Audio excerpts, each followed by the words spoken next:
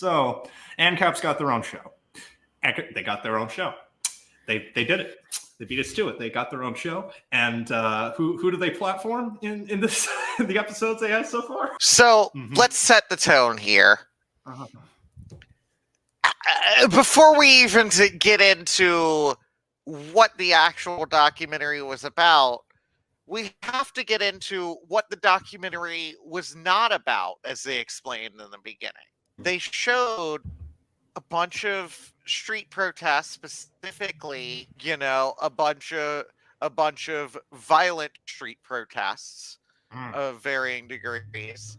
And we're like, hey, these are not the anarchists we're talking about. The anarchists we're talking about are more peaceful than that. So, reminder that was the setup. This was pitting them against left-wing anarchists, which they portrayed as even worse than the antagonists of this docuseries, which was the fucking people involved in Jeff Berwick's scam, Anarcho-Poco. The ANCAP Firefest. Wow, where to begin? Yeah, I'd start with who Jeff Berwick is. He's the Gold. Whatever happened with the Goltz? Was it fucking Gulch thing that he was doing, where he took like hundreds of thousands of dollars of people's money and then like never did anything? What happened with that? Why wasn't the documentary about when he robbed like people of millions of dollars to try and do some scammy shit? I mean, this isn't called The Capitalists yet. But well, I don't know why they didn't call it The Capitalists. I am not sure if, like, they're literally saying we're not them. The campaign to confuse people, like that people were talking about back, I think, when Bookchin was talking about Rothbard not being a real libertarian by his definition, or, at that point he was in his paleo arc. So he was on some new shit for sure. But they don't care anymore about trying to get people to try and counter recruit. They're just out there saying, we're not these people. We're these peaceful, fucking frat boy looking, so this is a documentary. It's supposed to be a documentary. And I'm rambling a lot because there's a lot of stuff to talk about with this, right? And I'm not sure if this is confirmation or adds additional nuance to the idea that ANCAPs, at least from what I've seen, are more concerned with building inroads with neo-reactionaries than they are trying to convince anarchists. They have the line oh, you're not the real anarchist, and that's, but they don't really care that much. I don't know. Do y'all have thoughts, concerns? Am I just off base here? Well, I mean, it was pretty much it was stated in the documentary that it was just Berwick and a few of his friends going off to. It was Berwick going off to Acapulco and then trying to get other people to come party with him. And he even advertises it as this is the perfect anarchist city because there's people drinking and there's hot girls and you can hang out at the beach and anarchy. He sells anarchy as you can party all the time. And even the first few festivals, they talked about it wasn't really a conference. No, it was mostly them just drinking, doing drugs, and partying. And and buses and private buses, yes. That is where it was absolutely ridiculous, and so he wasn't throwing a real conference to begin with. He was trying to get people to come party with him and eventually maybe move over there. And other people were like, okay, yeah, I like the idea of a conference. Let's make it into a conference. And for what it sounds like, other people turn it into a conference. Then when you look at the people that actually ended up getting invited, and it didn't get into a lot of the tendency nowadays to have a lot of alternative medical science people and shit like that.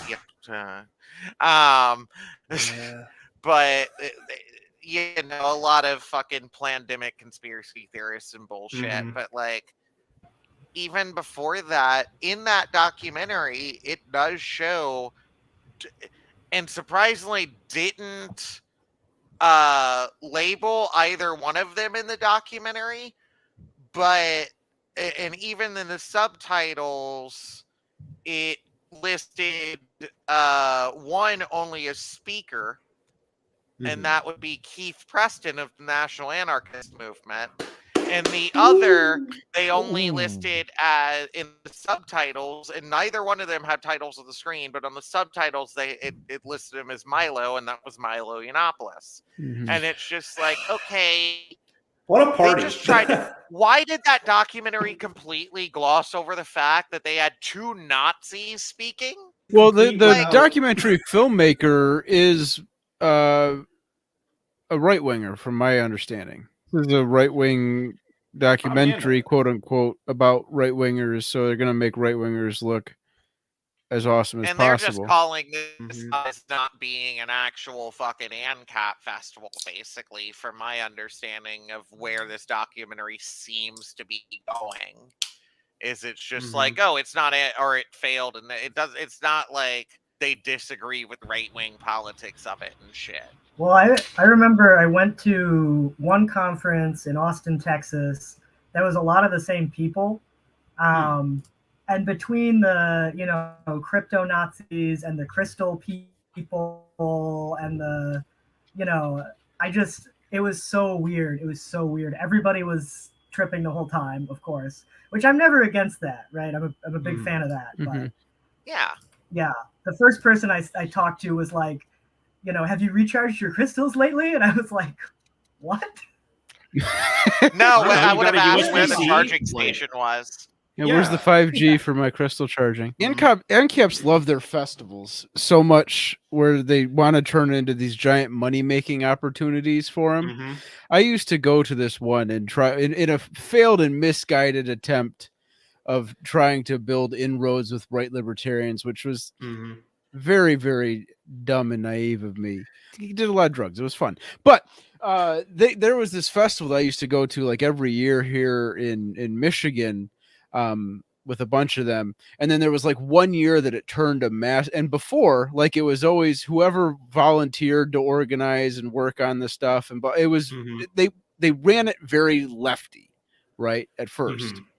And then 1 year it just turned a giant profit, right? And then there's all this money.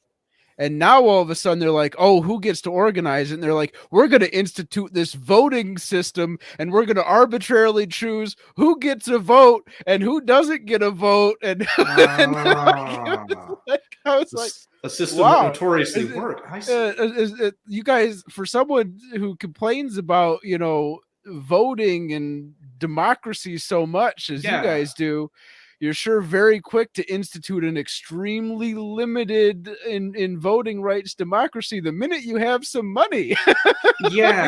And it's just like, I always thought it was funny because I had attended like every festival that they ever did, and I had even helped them with the festival before. And I was one of the people who were excluded from getting a ballot to vote on who would be. It's gotta. I wonder what. And like there was 1 year then the group photo where we had, and during the group photo for the thing we held up a red and black flag, right? And they edited out the red. Wait. Wait. What? Oh, that is petty. That is just petty right there. It was. What? They were so petty. It's so funny. I think back and I laugh and laugh and laugh. But that's very similar to Berwick. It was all money. What happened? You blew it up. Yeah. Anarcho-Poco is expensive as shit. Yeah. Like, and it's wild. Like, why? You can only really go there if you have, enough time and money to go do that shit. Yeah. And I mean, you did have that one couple in there who just and fucking credit where credit's due. They took in, that one couple who were fleeing from drug charges, even though they didn't have money, and helped them have a place to fucking stay, but it seems like they have a lot of gripes with them too. So it's like, I mean, granted, their gripes are they're not ANCAP enough, but the joke I saw a bunch of was, why did they pick these folks to represent anarchists? And it's like, well, you ask any other anarchist, hey, can I film you for a documentary? They'll say, nice try, FBI. Yeah, no one's trying to do that. I wanted to also make sure we talk about, didn't one of the dudes die? One of the dudes who was down there got killed by a drug cartel. Mm-hmm. Yeah, they stepped. Apparently, some of them stepped on the toes of the cartel down there. Oh. Huh. So much for unsurprising. Don't tread on me. Sorry. A lot of the locals, I mean, they talked about being scared of them originally just because they called themselves anarchists, which is, and then, it was very clear that they had sentiments against actual anarchists because of protests around there. But yeah, at the same time, they pointed out how a lot of them were arrogant and rude and didn't learn Spanish and this and that. But it's just another part of just the tradition of Americans just kind of not of going there and seeing this as a escape from America, but not actually trying to integrate. They're living out that same fucking fantasy where this is where they get to go vacation 24/7 in Mexico because Mexico's not a real fucking place. It's a tourist destination for them. And the fact that it's run by cartels is funny to them because they're edgelords. Mm-hmm. What, huh? How does... and they think it's more anarchists than dealing with the government. Because they're not the government, so obviously they're not bad. Yeah. They're naive anarchists who think government bad, and if we tell the cartel we think government bad, then we can be friends with the cartel. Mm-hmm. Yeah, and if we tell them we support their shit, they'll be friends with us. And that, and it's also just it's just coming from a place of privilege and thinking that it's not a real threat because they haven't dealt with those type of threats.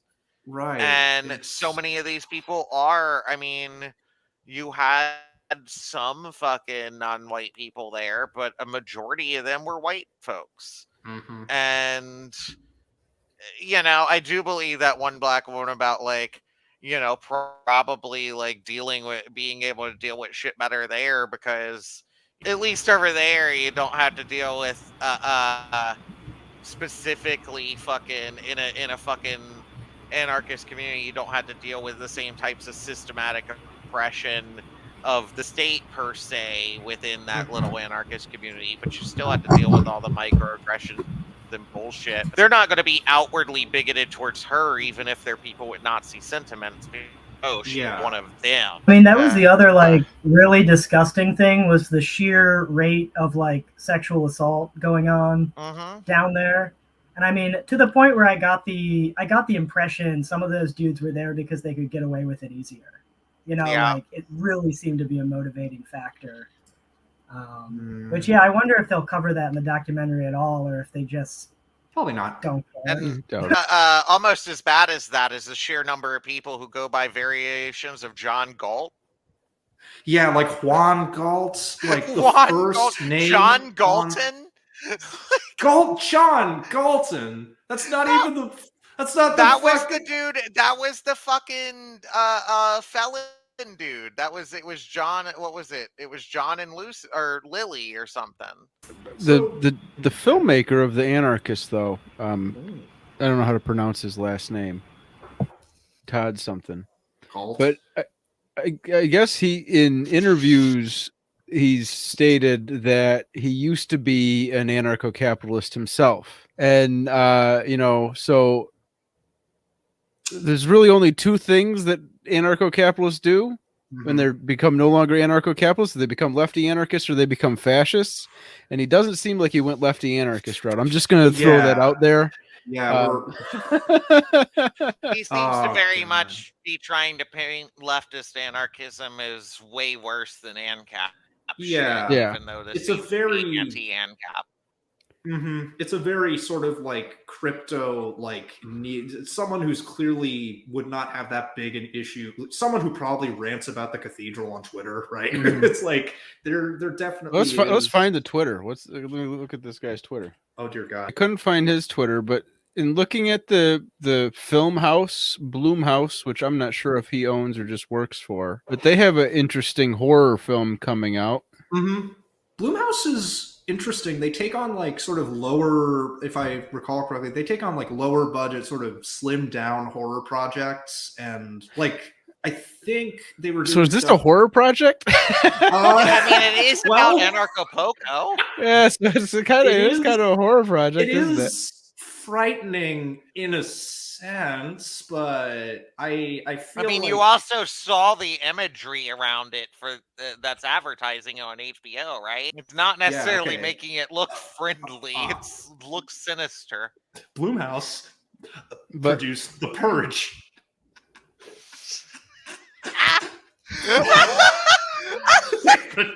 they produced The Purge. Also Get Out. So what the fuck do I know? I don't. Yeah, I think honestly everyone else involved in it, aside from maybe the director and some of the people, like in his immediate fucking ideological vicinity who were involved. Like, I think a lot of people just saw this as either an anti-extremist film or like another Fire Festival documentary. Yeah, or both. Yeah. If we're going by the Purge model, the literal description of anarchy, I'm sure we all can get behind that. We have the Purge. So the Purge Anarchy was produced. That went up to Universal Pictures distributing that. So maybe that's the plan. Maybe we're gonna get the Anarchists Anarchy, and it's just gonna be drug cartel. It's gonna just the Purge Anarcho-Poco. We gotta have the Purge ANCAP. Yeah, the Purge Rent. The Purge.